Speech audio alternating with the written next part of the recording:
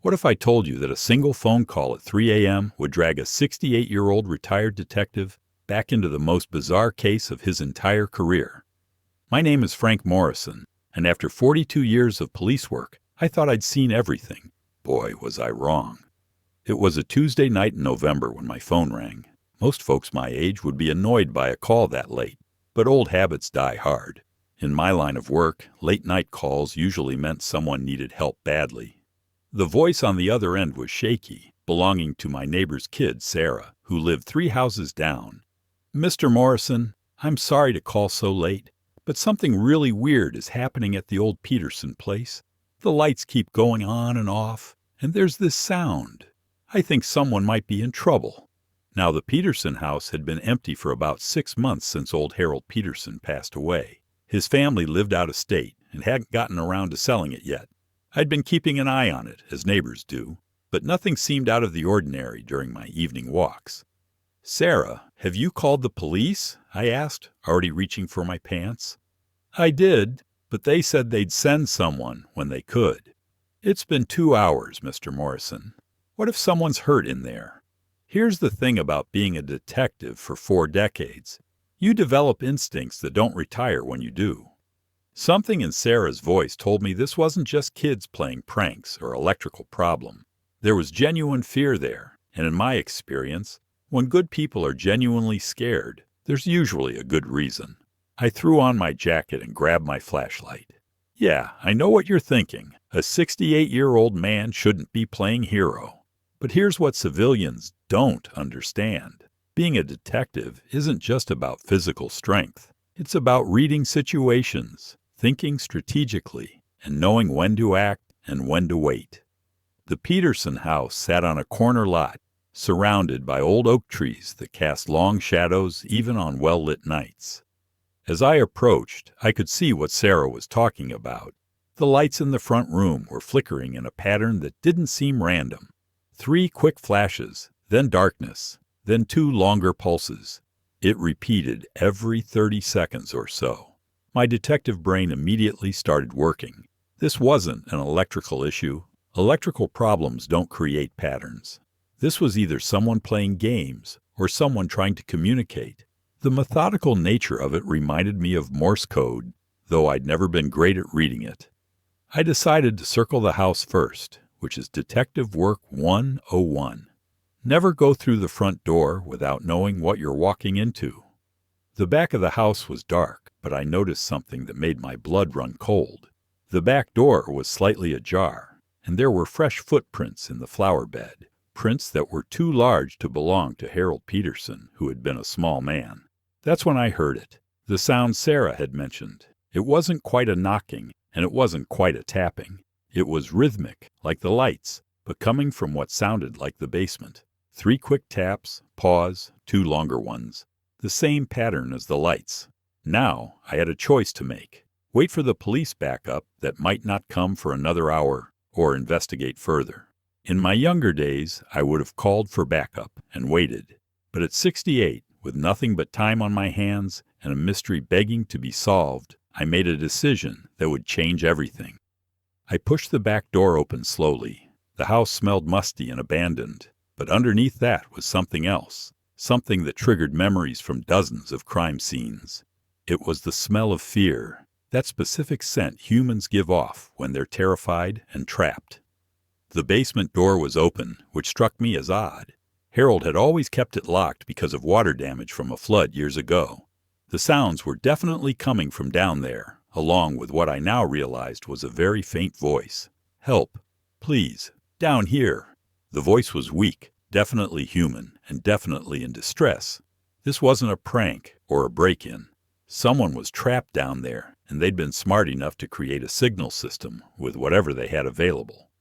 I descended the creaky wooden steps, my flashlight cutting through the darkness. The basement was partially flooded, just as I remembered Harold mentioning. But in the far corner, behind an old water heater, I saw something that made my detective instincts scream. A section of the basement wall had partially collapsed, revealing what looked like a hidden room. And from that room came the voice, stronger now that I was closer. "Thank God someone's here. I've been trapped for hours." The floor gave way when I was exploring, and I can't get out. I shined my light toward the voice and saw a young man, maybe early 20s, covered in dirt and looking exhausted. He was in what appeared to be a hidden chamber that I'd never seen in all my years of knowing Harold Peterson. "Easy there, son," I called out. "I'm Frank Morrison, retired police detective. What's your name and what were you doing down here?" "I'm Danny Peterson. Harold was my great-uncle. I was supposed to clean out the house for the family, but I found this hidden room behind the water heater. I wanted to explore it, but the floor was rotted and I fell through. I've been trying to signal for help for hours." This changed everything. Danny wasn't a burglar or trespasser. He was family. But that raised new questions. Why hadn't the family mentioned sending someone? And what was this hidden room that Harold had never told anyone about? "Danny, I'm going to get you out of there, but first I need to know, is anyone else with you? Are you hurt?" "No, I'm alone, and I think I'm okay. Just scared and tired. Mr. Morrison, there's something down here you need to see. I think my great-uncle was hiding something big." Getting Danny out took some creative thinking. The opening he'd fallen through was too high for him to reach, and too narrow for me to safely climb down. I ended up using Harold's garden hose and some rope from the garage to create a makeshift rescue system. 20 minutes later, Danny was back in the main basement, shaken but unharmed. But he was right about one thing. There was definitely something down there that Harold had kept secret. Danny's flashlight was still in the hidden room, and by its light I could see what looked like boxes, papers, and something that made my old detective heart race, what appeared to be evidence bags.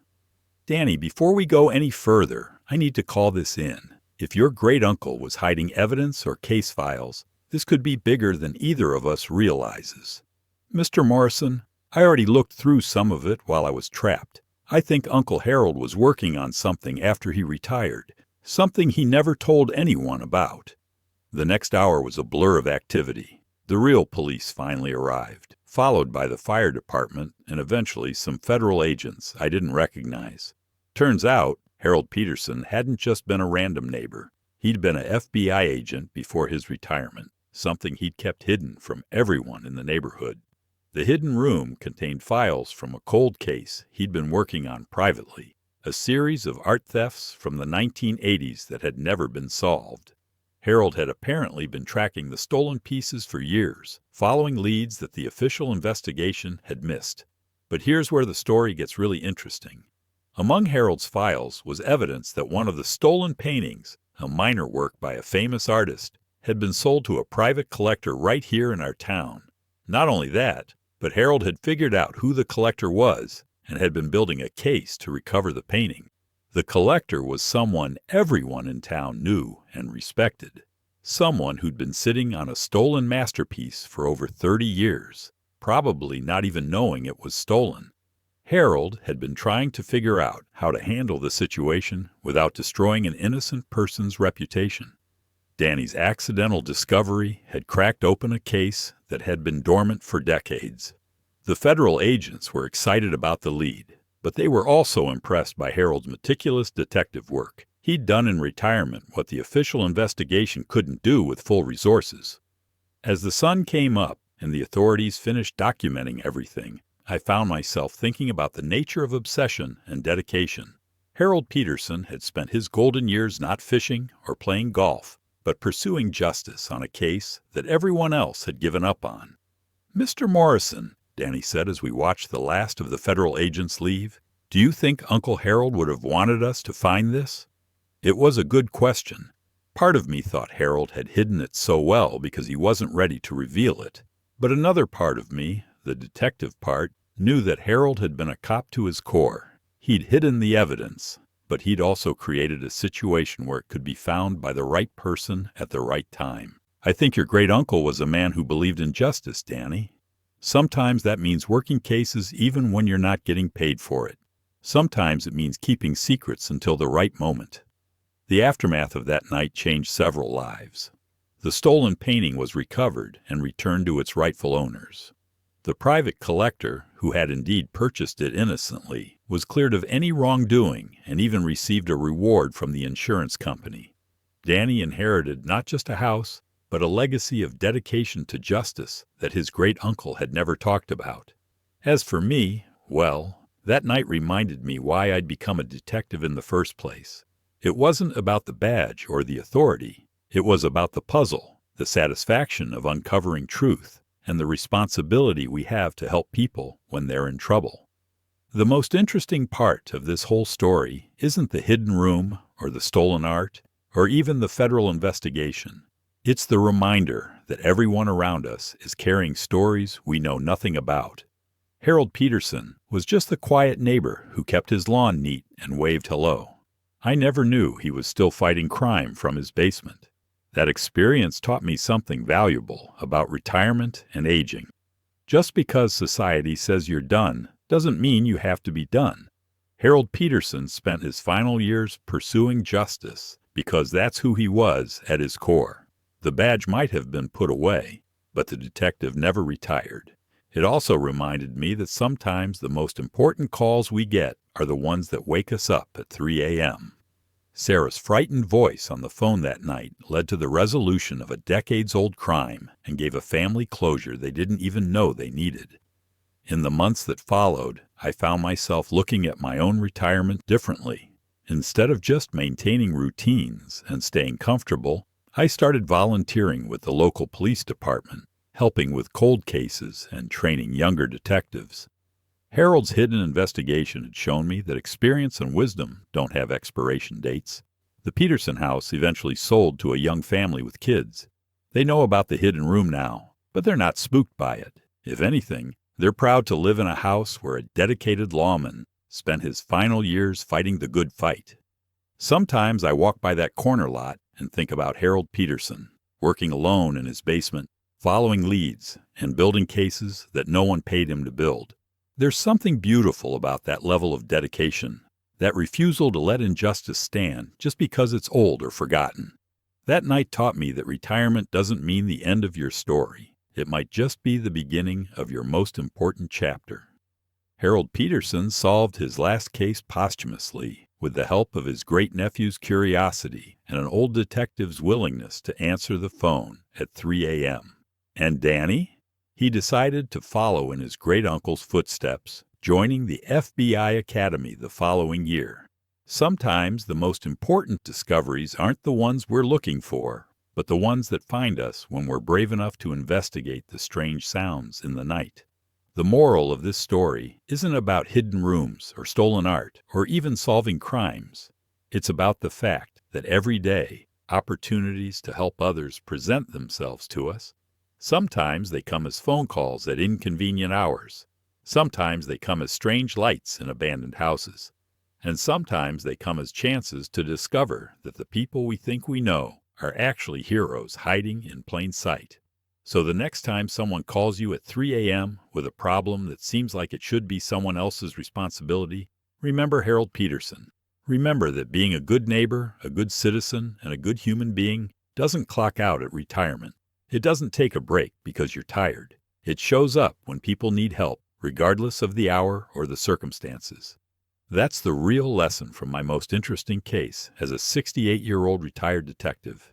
Sometimes the most important investigations are the ones that investigate us, revealing who we really are when nobody's looking and nobody's paying us to care.